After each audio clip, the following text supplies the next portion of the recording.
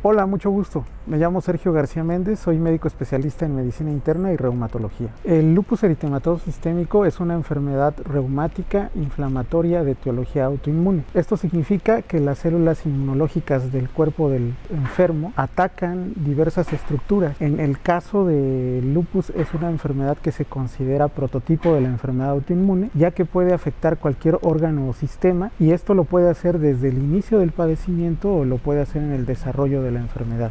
Los síntomas más frecuentes en un paciente con lupus eritematoso sistémico son, en primer lugar, los constitucionales, como la fatiga. Ese es un síntoma que puede preceder por varias semanas el inicio de otros síntomas más importantes o agresivos. Las manifestaciones cutáneas, afectación como fotosensibilidad o el eritema malar, conocido como alas de mariposa, que incluso dan nombre a esta enfermedad. Las manifestaciones musculoesqueléticas como la artritis o el dolor articular, incluso sin inflamación, pueden ser los síntomas de debut de un paciente. Ya en menor frecuencia, las manifestaciones hematológicas como la anemia o la baja de defensas, leucocitos, linfocitos, la baja de plaquetas, pueden ser otros síntomas que pueden ocurrir acompañando a los síntomas más frecuentes. Existen síntomas que afortunadamente no son tan frecuentes, o signos, como cuando ocurre daño a nivel renal o daño a nivel pulmonar, daño en el sistema nervioso, pero la frecuencia de estos varía mucho de acuerdo a la población estudiada. Algunos de ellos son más frecuentes en latinos, como la afectación renal,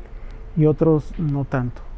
Clásicamente se han considerado tres tipos de lupus: el lupus eritematoso sistémico, que es la forma, como lo dice su nombre, valga la redundancia, sistémica, es decir, que afecta a cualquier órgano o sistema del cuerpo; el lupus cutáneo, es una forma de inflamación localizada en la piel, muchas veces en zonas expuestas al sol; y el lupus inducido por fármacos, que es un episodio de inflamación aguda que ocurre en personas que reciben algunos medicamentos, pero que mejoran cuando se suspende ese tratamiento.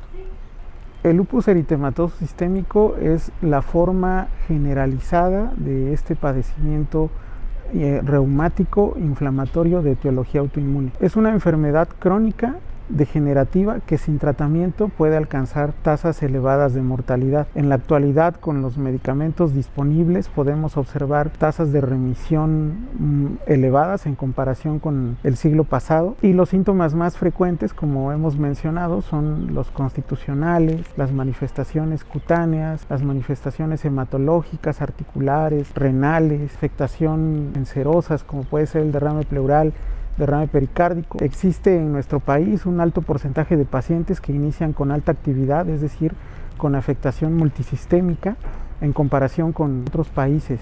¿Por qué ocurre esto? No se sabe con exactitud cuál es la causa de la enfermedad. Existen algunas teorías que hablan de factores genéticos, factores ambientales, factores infecciosos, incluso el hecho de haber presentado algunas infecciones virales durante la infancia pueden ser factores predisponentes para el desarrollo de una enfermedad autoinmune, no solo lupus eritematoso sistémico.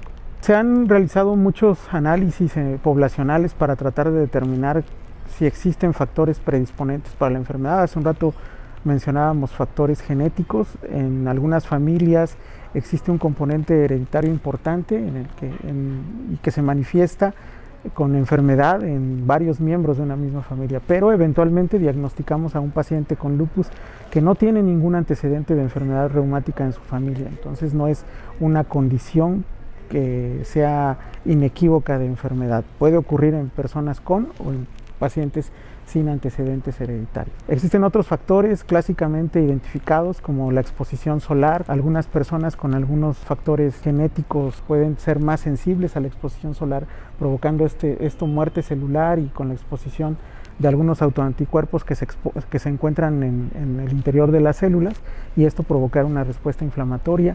El antecedente de exposición a algunos virus, no solo en las enfermedades reumáticas autoinmunes, sino en varias enfermedades reumáticas o incluso en algunos cánceres. Sabemos que algunos virus pueden ser precursores de enfermedad, incluso algunos virus como el chikungunya o el mismo COVID-19 han favorecido brotes, por así decirlo, de enfermedades autoinmunes después de que ocurrieron estas enfermedades. Algunos otros que han sido menos estudiados son los alimentos. Por ahí se ha identificado la alfalfa, algunos tóxicos como el humo del tabaco. Lo que se acepta hoy día en general es una teoría multifactorial en la que se involucran tanto factores genéticos, ambientales, tóxicos, fármacos, y se han desarrollado teorías en las que se han llamado teorías de los hits. Ocurre primero una exposición, después otra exposición, una tercera exposición, y este personaje que tiene una herencia alterada, pues de esas exposiciones desarrolla una enfermedad como es el lupus eritematoso sistémico. Desafortunadamente, el lupus puede afectar la calidad de vida de diversas maneras. Lo puede hacer por sí mismo al provocar inflamación, dolor, daño en los tejidos. En algunas ocasiones diagnosticamos lupus con mucha actividad y esto trae consigo un deterioro importante en el funcionamiento de un organismo, de un cuerpo, y estos pueden ser transitorios o pueden ser permanentes. Y existen también las alteraciones en la calidad de vida que tienen que ver con el impacto psicológico de la enfermedad sobre los pacientes.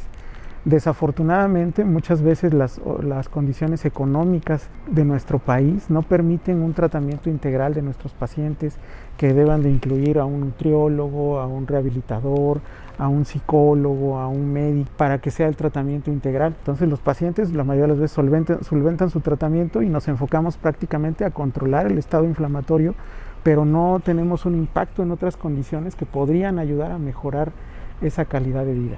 Existen varios medicamentos que pueden ayudarnos a tratar la enfermedad. Algunos son de uso temporal, en tanto mejora el estado inflamatorio del paciente, y otros son de uso crónico. Los de uso temporal, existen unos medicamentos que se llaman glucocorticoides que se pueden considerar parte fundamental del tratamiento inicial, ya que logran disminuir la inflamación de la fase aguda de manera importante y pueden ser el inicio de la mejoría del paciente, ¿no? Lo consideramos de hecho como una inducción a la remisión de la enfermedad. Sin embargo, a largo plazo estos medicamentos tienen efectos secundarios que son muy importantes y que no hacen adecuado el que sean considerados como parte del tratamiento crónico. En la actualidad buscamos que el paciente mejore y en la primera oportunidad quitar estos medicamentos que nos dan mucho beneficio, pero que también pueden ser una navaja de doble filo, ya que con el tiempo pueden traer daño acumulado a la enfermedad. Y finalmente, la piedra angular del tratamiento son los inmunosupresores. Existen diversos tipos de inmunosupresores